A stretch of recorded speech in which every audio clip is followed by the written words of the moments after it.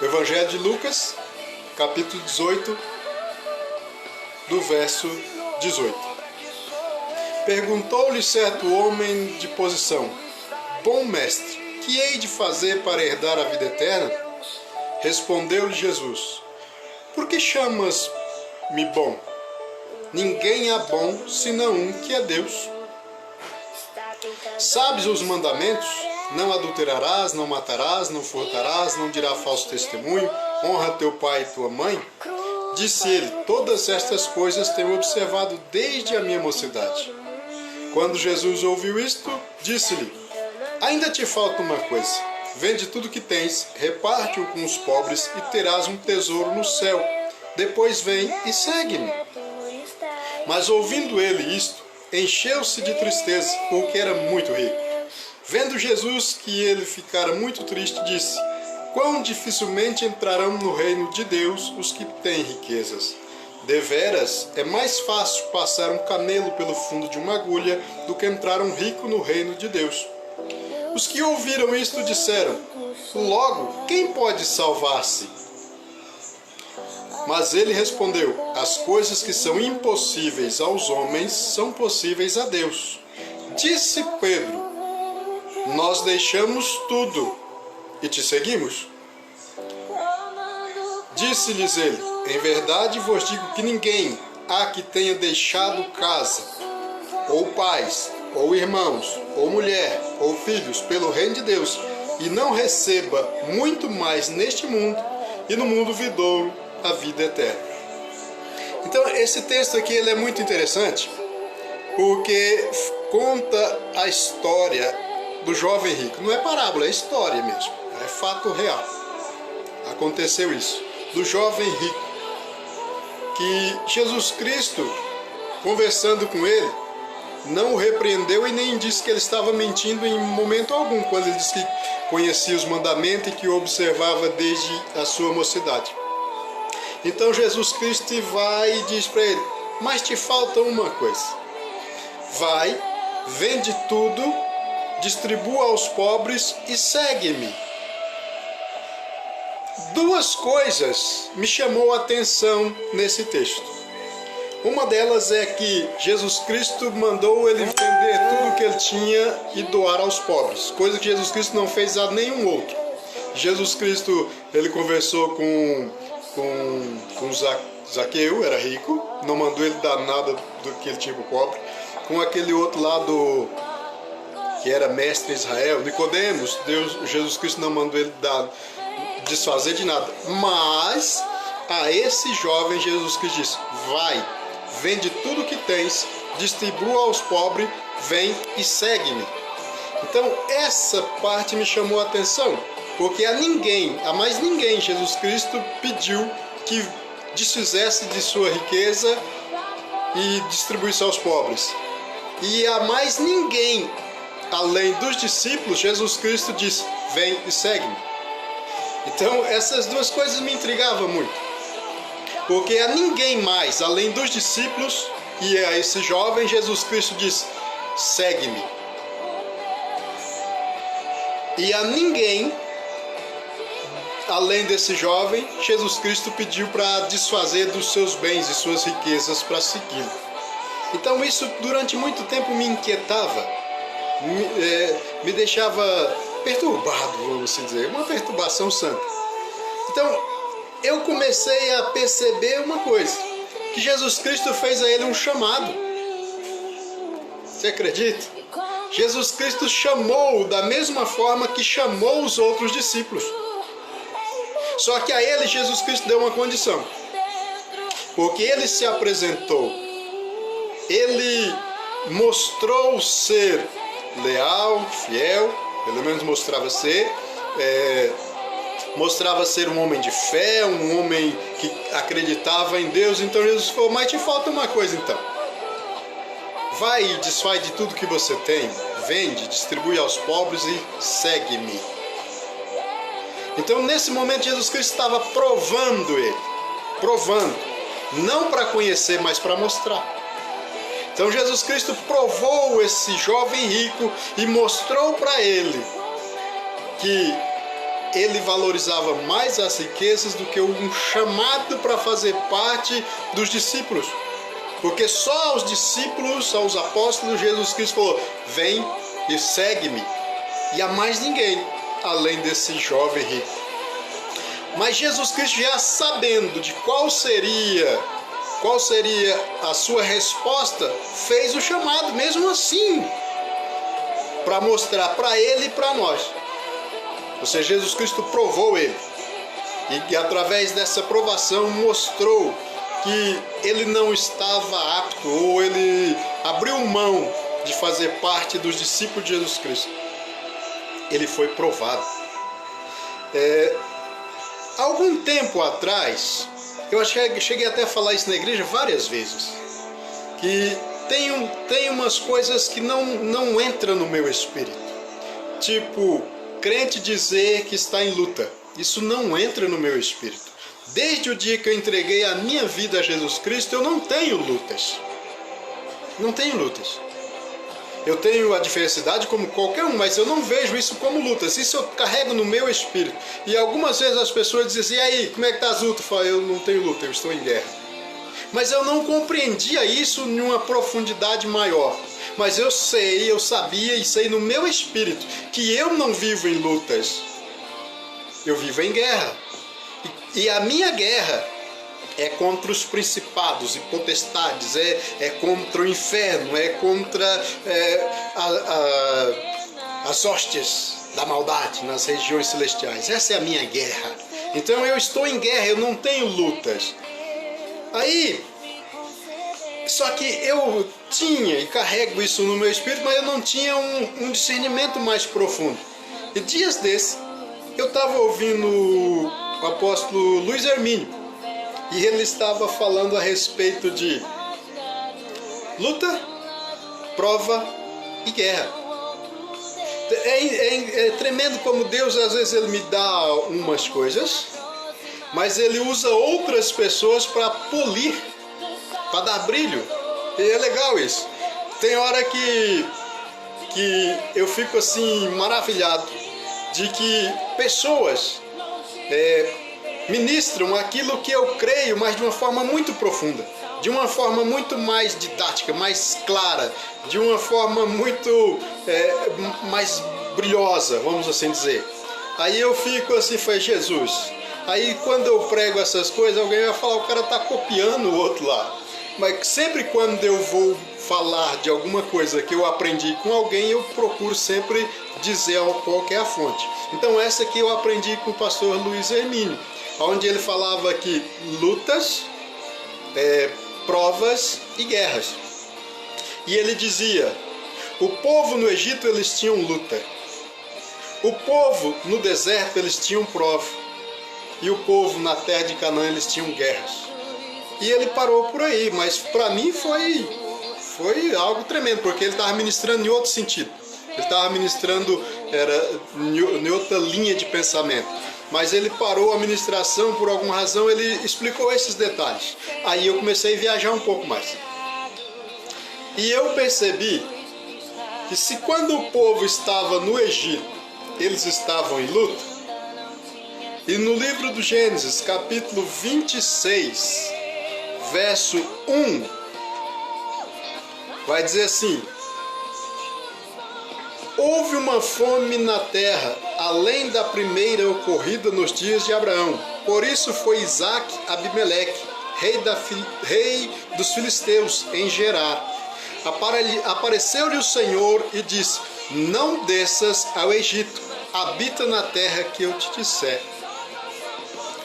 Resumindo, havia uma terra muito grande ali na região de Canaã, onde eles estavam.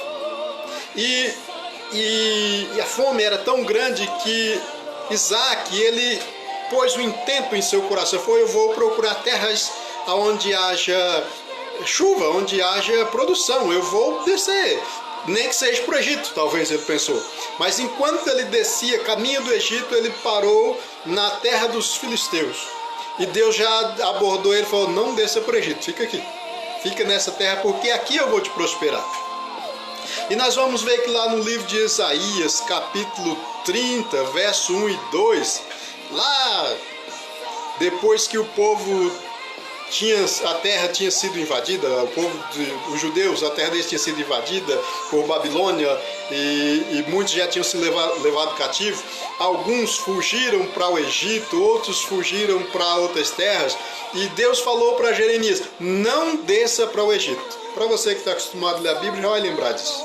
Não desças para o Egito. Mas havia ali um grupo de pessoas que pegaram Jeremias e levaram à força. Ele foi para o Egito, mas ele não foi porque ele quis ir lá, ele parece que até morreu lá. Mas Deus havia dito: não vá para o Egito, não desça para o Egito. E no capítulo 30, verso 1 e 2 vai dizer assim: ai dos que descem ao Egito a buscar socorro e se estribam em cavalos e têm confiança em carros porque são muitos, e nos cavaleiros porque são poderosíssimos, e não atenta para o Santo de Israel e não buscam ao Senhor. Que descem ao Egito sem pedirem o meu conselho, mas se fortificarem com a força de Faraó e para confiarem na sombra do Egito. Então, desde há muito tempo, Deus nunca quis que o seu povo fosse para o Egito. Por quê? O Egito é um lugar bom, mas é um lugar onde facilmente você entra em lutas. Então nós vemos que Abraão, ele estava ali nessa região de Canaã, ele estava na região dos filisteus, ele habitou por ali. Houve, antes de Isaac passar por aquele período de fome, de seca e de escassez, Abraão também naquela mesma região enfrentou essa mesma dificuldade. Só que ele desceu até a região dos filisteus e ficou por ali. Teve problemas por ali, mas tudo bem. Mas Isaac, ele já falou: eu vou descendo. E na região dos filisteus também estava seco. Então provavelmente ele intentou descer até o Egito. Ele falou: não, fica aqui, porque aqui eu vou te prosperar. Ou seja, Deus o prosperou numa terra seca e não permitiu que ele descesse ao Egito. No Egito tinha as margens do Nilo, terras férteis e produtivas, mas Deus falou: não desça para o Egito.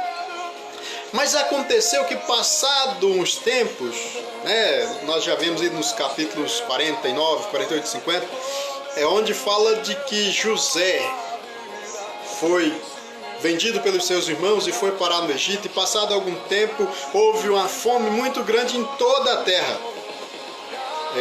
Só que durante 7 anos houve uma fartura muito grande no Egito, e José administrou com muita sabedoria e guardou em celeiros muito mantimento. E houve depois então 7 anos de escassez, de fome, de seca. As regiões ali ao redor desciam ao Egito para comprar alimento. E aconteceu de que o povo, os seus pais, Isaac e os seus irmãos, também enfrentaram esse problema de escassez. E Deus até permitiu que ele descesse ao Egito. No capítulo 46, verso 3 de Gênesis, e disse: eu sou Deus, o Deus de teu pai, não temas descer ao Egito, porque eu te farei ali uma grande nação. O Egito é um lugar de prosperidade. O Egito é um lugar de fartura. O Egito é um lugar de riquezas.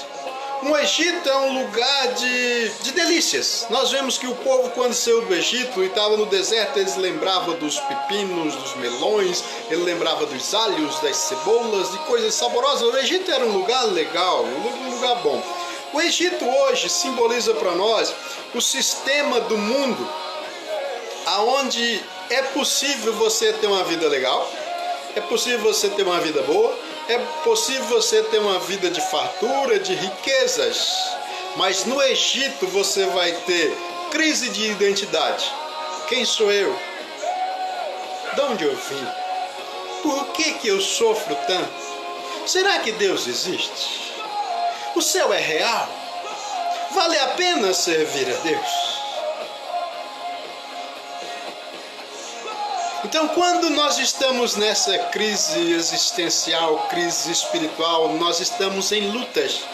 Então, o povo estava no Egito, mas eles eram oprimidos, eles não tinham paz, eles não tinham alegria, eles tinham comida, eles tinham fartura, eles tinham eles tinham conquistado muitas coisas.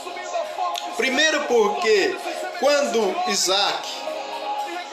quando Jacó desceu ao Egito e José já estava, eles tinham um elo de ligação com o faraó. Então nós vemos que existia alguém importante na família. Existia alguém que era amigo de faraó. Existia também uma região no Egito, acho que é Gósen, a terra de Gósen, é uma terra muito fértil. Então ele até escolheu esse lugar para que a família dele ficasse, o seu pai, os seus irmãos ali habitassem. E falou: diga que vocês são pastores de ovelhas, porque pastores de ovelhas aqui no Egito eles são desprezados.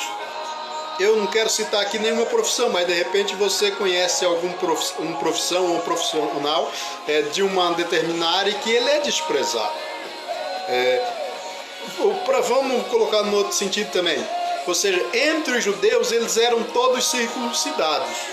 Aquele que não fosse circuncidado, para eles era algo, vamos assim dizer, algo profano, algo que não era conveniente relacionar-se, manter comunhão ou algo parecido. Se não é circuncidado, ou seja, não tem aliança com Deus, o Deus de Abraão, então eles evitavam esse tipo de pessoa. Então foram dito a eles: digo que vocês são pastores de ovelhas, e vão para a terra de Gósen, que é uma terra fértil, uma terra boa. E ali vocês vão habitar, vão poder produzir, criar suas ovelhas, seus rebanhos, e não vão se relacionar diretamente com o Egito e não terão necessidade de participar dos seus cultos, de suas adorações, porque para eles os pastores de ovelha era tipo assim, imundo. Tipo imundo, não se envolva com a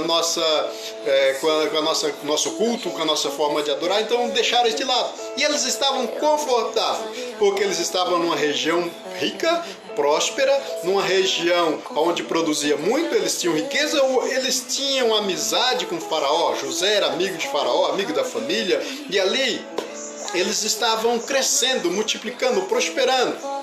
Então o que acontece é que o mundo às vezes é assim. Ele te oferece muitas coisas. Às vezes eu ouço assim, as pessoas dizer que o mundo não tem nada para oferecer. Tem. Se não tivesse, ele não atraía. Então o mundo tem muitas coisas a oferecer. Assim como o Egito também nos oferece muitas coisas. Então o mundo, o Egito. Então lá no Egito eles tinham prosperidade, eles tinham fartura, eles tinham delícias, eles tinham sabores, eles tinham gostos. E ali eles ficaram durante muito tempo, eram amigos de Faraó. E eu creio que eles ficaram um tempo demais. Eles ficaram um tempo demais. E quando passou do tempo, porque Deus permitiu que eles fossem para fugir da fome, porque a fome agora estava em todos os lugares. E Deus queria honrar a José. Por amor a José, Deus quis honrar a José lá no Egito. Lá no Egito. Deus estava honrando a José e toda a região tinha que ver, tinha que contemplar que quando Deus fala, Ele faz, porque Ele é Deus. Então Deus, no propósito de honrar José diante de Faraó, diante das nações, Deus então provou ele de todas as formas, ele permaneceu fiel. E porque ele foi provado, e porque ele foi aprovado, Deus então decidiu honrá-lo de uma forma muito grande. Todas as nações agora iam saber quem era José, iam conhecer o Deus de José. E Deus então permitiu que as nações descessem ao Egito, e até os seus pais descessem ao Egito. Mas não era para ficar tanto tempo. Ficaram um tempo demais. Então às vezes o que acontece é que no Egito nós temos amigos. E os amigos nos levam para lugares legais. Os amigos nos levam para ambientes agradáveis. Os amigos nos levam para festas, para tantos lugares, nos levam para posições. Quantos amigos já não te beneficiou? Você já foi ajudado, beneficiado por um amigo que te deu uma dica, que te indicou, falou bem de você e você acabou sendo abençoado e foi próspero e você fala: eu tô legal, agora eu tô empregado, eu tenho salário, eu tenho família, eu tenho casa, eu tenho bens, eu tô bem. Mas tem horas que quando você põe a sua cabeça no travesseiro, você fala: mas a minha vida é uma droga. A minha vida não é aquela que eu queria. Ou seja, você tem muitas coisas, muitas facilidades, conquistou muitos bens, mas não tem paz, não tem a presença não tem a graça, não tem o favor de Deus na tua vida. Mas o Egito ainda assim te oferece muitas coisas. Mas lá, eles ficaram muito tempo no Egito. Então, quantas vezes os amigos nos levam para lugares legais, mas depois vêm as consequências. Uma amizade te oferece, normalmente na adolescência, a gente experimenta cigarro, experimenta bebida alcoólica, e é tudo muito legal. Quando pensa, não, você está viciado no cigarro, na bebida alcoólica, e passa a ser uma luta. Isso quando não em drogas. Os amigos te oferecem uma oportunidade, uma chance de se dar bem, e assim por quando pensa, não, você está em laços. Quantas pessoas que hoje estão em cadeias, estão aprisionadas por causa dos favores dos amigos do Egito? Foi levado para uma condição e uma situação e agora sumiu-se os amigos. Sobrou só os problemas, as lágrimas, as dores, o remorso e a tristeza. E sair do Egito não é fácil. Eu conheço alguns testemunhos de pessoas que se converteram a Cristo e depois contam como é que era a vida deles no Egito. No tráfico, nas drogas, correndo risco de morte, viram muitos amigos morrerem, amigos serem presos, muitos foram presos também. Então o testemunho dele, olhando assim, a gente fala, poxa, mas Jesus Cristo tirou do lamaçal, Jesus Cristo tirou você de um lugar de podridão, ou seja, tirou de vícios, de drogas, e muitos entraram pela bruxaria, magia negra, e Deus foi lá e arrancou. Mas precisava ter ido para lá? Não precisava. Mas o Egito, ele é atraente. O Egito, ele te oferece coisas, mas ele não te dá a paz que Deus te dá. O Egito te dá muitos bens, mas ele não te dá a glória, a riqueza que os céus te dá. Então, no Egito nós temos lutas. E eu costumo dizer sempre, quando alguém fala assim, e aí, como é que tá as lutas? Eu falo, eu não tenho lutas, eu estou em guerra. Então nós vemos que lutas é para quem está no Egito. É para o escravo. Ali você não tem paz, ali você tem muitas perguntas e não tem resposta. No Egito você tem muitos anseios, muitos desejos, mas você não consegue alcançar aquilo que realmente pode te dar a paz. No Egito é uma ansiedade, uma busca pela felicidade que muitos até duvidam que ela existe. Já ouviu falar dela, mas nunca experimentou. E passa até a duvidar que a felicidade realmente existe. Uns chegam a dizer que não existe felicidade, existem momentos felizes. O Egito te dá momentos felizes, mas Jesus Cristo te dá real felicidade. Então, quem está no Egito, ele tem lutas.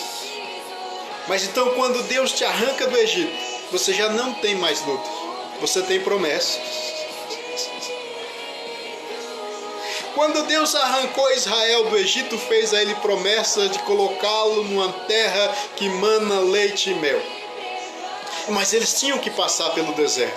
E no deserto eles foram provados. E no deserto eles foram reprovados. No deserto eles receberam promessas, foram provados e foram reprovados. No livro de Gênesis, vai falar de Abraão, agora já é Abraão, pai de Isaac. Isaac estava um garotinho lá, sei lá, uns 12 anos. E Deus já havia feito promessas a Abraão. Abraão, eu farei de ti uma grande nação. Em ti serão benditas todas as famílias na face da terra. Então ele tinha promessas. E Deus falou, agora eu vou te provar.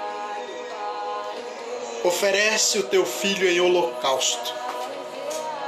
Então, as promessas, elas são seguidas de provas. Todo aquele que recebe uma promessa de Deus, ele é provado. Não para Deus saber, mas para Deus mostrar por que foi que ele fez as promessas para ti. Por que foi que Deus falou e fez promessa a Abraão que ele seria uma grande nação e que através dele as famílias na face da terra seriam abençoadas? Porque Deus sabia e conhecia aquele que ele chamou. Então Deus provou a Abraão para mostrar que realmente ele era o cara certo. Da mesma forma, Deus provou Jó e ficou bem claro que ele é o cara certo. Ninguém tinha ou tem uma fé, uma paciência igual a Jó. Então Deus provou e mostrou para o inferno, para o diabo, para mim e para você que é possível, sim.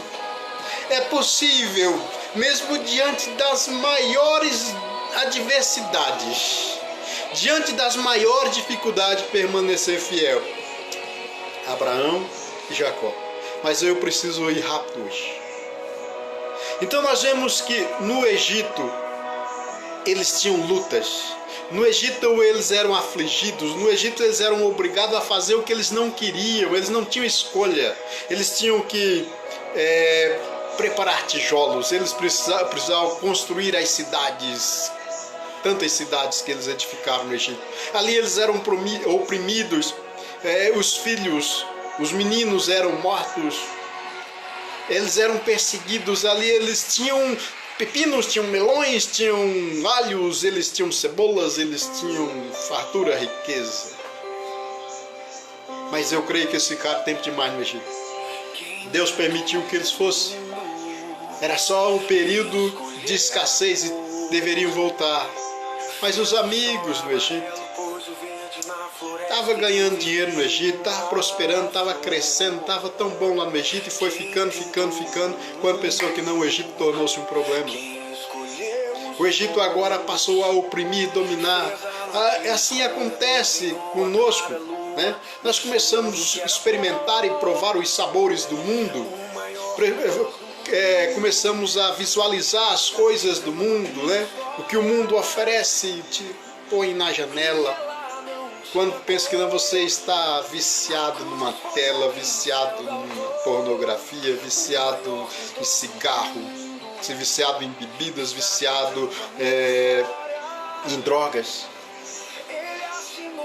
Eu não estou aqui para repreender ninguém, mas eu estou aqui para dizer para você que às vezes esse caminho de beleza, de sabores e delícias que o Egito te ofereceu está se tornando um problema. Mas Jesus Cristo pode te arrancar do Egito.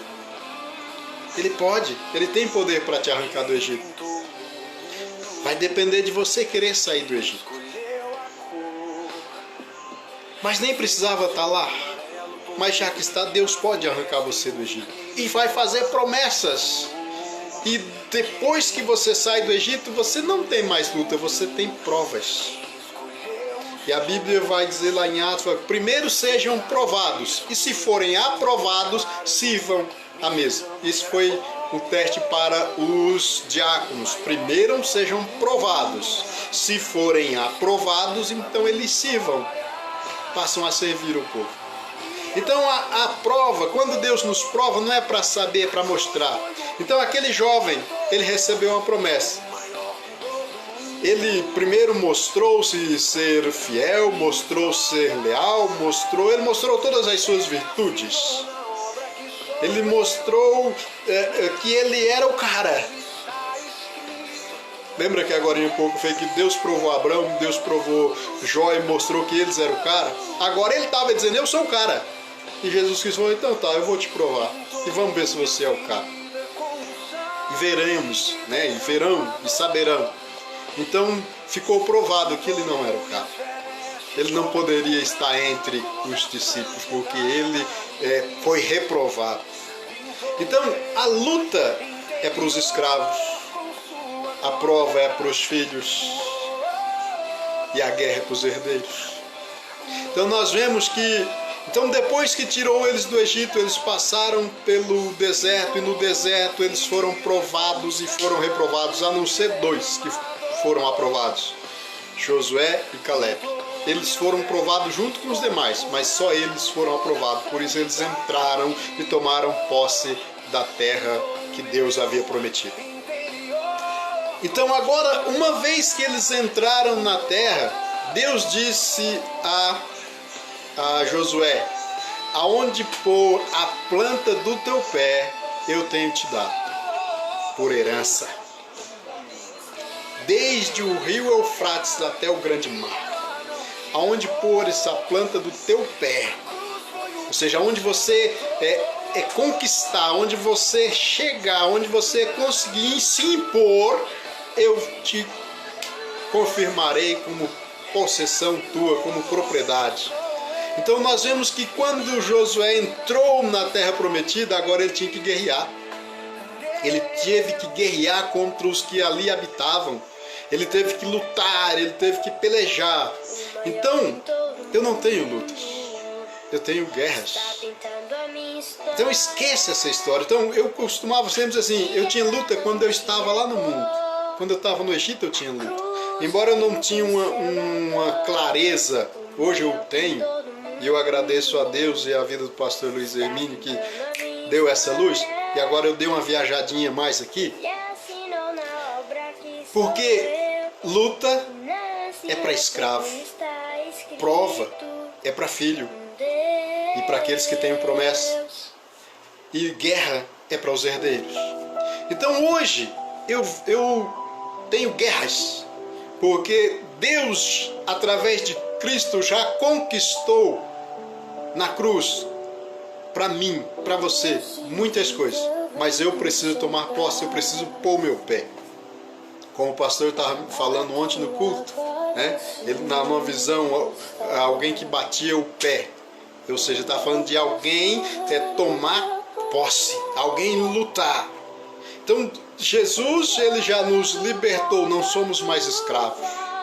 Agora nós somos feitos filhos de Deus, recebemos as promessas e somos provados. Somos provados. Mas quando somos aprovados, então Ele nos leva para o lugar aonde Ele preparou para nós. E a Bíblia vai dizer que o reino dos céus é tomado por força. É para aqueles que lutam, é para aqueles que guerreiam contra as hostes, contra as potestades nas regiões celestiais, contra os demônios que muitas vezes tentam e querem se apoderar da mente, do nosso coração e dos nossos pensamentos. Então nós vivemos em guerra, não é luta. Eu não sou mais escravo, você não é mais escravo. Nós já recebemos as promessas, fomos provados e Deus já nos introduziu no seu reino. Mas para permanecer no reino, assim como para permanecer na terra prometida, o Josué e aqueles que com ele chegaram precisaram lutar, precisaram perseverar, precisaram guerrear. Nós vemos que Davi lutou, fala dos valentes de Davi, homens que defendiam um campo de lentilha com uma lança, matou 300. Outros que a espada estava em suas mãos, ele lutou contra os filisteus que tentavam se apoderar daquilo que era a herança dele, promessa que Deus fez a Abraão, e a espada chegava a agarrar, grudar na mão. Eu creio que chegava a dar cãibra, ou seja, quando dá cãibra que você não consegue abrir a mão, a espada ficou grudada na mão e ele lutou para garantir que aquilo que Deus havia conquistado ou declarado que era dele permanecesse.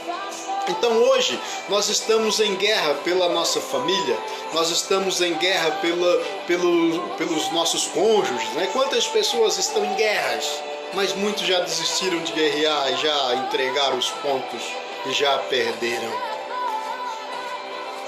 Mas Jesus Cristo nos chama para a guerra. É onde você colocar a planta dos teus pés, é onde você decidir que é teu, será teu se você perseverar em Cristo e permanecer ali. Jesus Cristo já nos deu a salvação, mas o reino é conquistado pelo esforço. Fazer parte do reino, permanecer no reino, eu tenho que lutar. Eu tenho que lutar contra os demônios, contra as potestades. Então aquele jovem rico, ele foi provado. Porque ele mostrou que ele conhecia os mandamentos e obedecia. Então ele era um filho de Abraão. Então Jesus Cristo o provou. Porque ele estava mostrando que ele era o cara. Jesus Cristo não provou, vamos ver se é o cara mesmo. Porque a ninguém mais, além dos discípulos, Jesus Cristo disse, segue-me. E a ninguém mais, além desse jovem, Jesus Cristo disse, vai, vende tudo que tem. Então essas coisas só foi feitas, então Jesus Cristo provou ele. Ele foi provado e foi reprovado. Então ficou bem claro que ele... talvez ele olhou assim e viu que Jesus Cristo chamou 12. E os caras eram só pescadores, não era ninguém assim conhecido, afamado, não era um discípulo de ninguém. Talvez, aqui vai falar que ele possivelmente já seria discípulo de alguém, porque ele chega a Jesus Cristo e fala, bom mestre. Então quer dizer que eu sou um bom discípulo. Jesus Cristo já começa dizendo que, por que me chamas bom? Só há um que é bom, Deus. E por que Jesus Cristo não se considerou? Essa aqui eu aprendi com o pastor Luiz Hermínio também. E ele dizia o seguinte, que a gente só pode dizer que algo é bom depois de concluído todo o processo. No começo do processo, no meio do processo, não dá para dizer se é bom ou não. Vou pegar um exemplo de um pedreiro, você contrata um pedreiro, você não pode dizer se o cara é bom antes da obra terminada. Então Deus, por que Deus é bom? Porque Deus lá no primeiro dia ele fez o que tinha que fazer e viu que era bom. Pronto. Então no sétimo dia falou, é muito bom. Ou seja, depois da obra pronta, completada, então Deus é o único que tudo aquilo que ele deu início, ele já concluiu. Está concluído e está executado e é perfeito. Então Deus é bom, porque ele já estabeleceu desde os tempos passados aquilo que haveria de vir no porvir. Então já está tudo concluído, consumado, como diz Jesus. Então no dia que Jesus Cristo foi crucificado, então ele disse, está consumado, ou seja, está concluído. Então agora alguém pode dizer, bom mestre. Então nós vemos que esse jovem, é bem provável que ele queria fazer parte dos discípulos, porque ele já chega chamando Jesus Cristo de mestre, bom mestre, não somente de mestre, mas de bom mestre.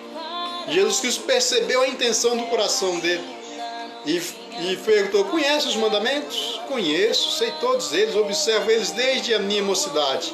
Fala, tá, você quer ser meu discípulo? Vai e vende tudo que tem, distribua aos pobres, depois vem e segue-me. Mas quando ele foi provado, ele foi reprovado. Então eu quero que você entenda uma coisa, se eu já não sou mais escravo, eu não tenho lutas. Mas se agora eu faço parte dos filhos de Deus, eu recebo de Deus promessas. Mas assim como aconteceu com Abraão, Deus fez a ele promessas de que ele seria, através dele seria uma grande nação, de que as famílias na face da terra seriam abençoadas. Então Deus também provou Abraão, mas ele foi aprovado. Jó foi provado, mas também foi aprovado, e tantos outros foram provados e foram aprovados. Davi foi provado e aprovado. Saul foi provado e foi reprovado. Então tem muitas pessoas que foram provadas e reprovadas. Quando Deus disse a Saul, Saul vai lá e ataca os amalequitas e mata tudo. Mata gente, mata animais, mata tudo, até o rei. Ele foi lá e matou um ou outro, deixou o rei vivo, alguns animais, preservou. Então daí quando Samuel chega, ele fala, eu fiz tudo o que Deus mandou, o que tu mandaste. Ele falou, como é que eu estou ouvindo balido de ovelhas? Ele falou, não, é que a população, os povos, os soldados. Mas então ele não foi obediente, ele não cumpriu com aquilo que foi mandado. Ou seja, ele foi provado e foi reprovado. Então da mesma forma acontece conosco, nós somos provados e provados. E muitas vezes nós somos reprovados. Mas nem por causa disso Deus desiste de nós. Porque não foi uma única vez que Saul foi reprovado, várias e várias vezes. Até que chegou o ponto que Deus então já tinha eleito a Davi para ser rei sobre Israel. E Davi foi aprovado. Então, luta é para escravo, prova é para os filhos, guerra é para os herdeiros. aqueles que já receberam de Deus. Então a família que você tem foi Deus que te deu. Os filhos que você tem foi Deus que te deu. O ministério que você tem foi Deus que te deu. A entrada no reino foi Deus que proporcionou a você. Então lute por isso. Lute pela tua família, lute pelos teus filhos, lute, guerreia. Faça guerra contra o inferno. Faça guerra contra os demônios. Toma posse, se apodere, aonde tu colocar a planta dos teus pés. Deus, por certo, te dará por possessão. Amém? Eu creio que você entendeu, eu creio que você recebeu no teu espírito esta palavra nesta noite. Que Deus abençoe você, que Deus abençoe a tua família e que você possa ser verdadeiramente um guerreiro, que esteja guerreando, lutando pelas causas que Deus tem colocado nas tuas mãos.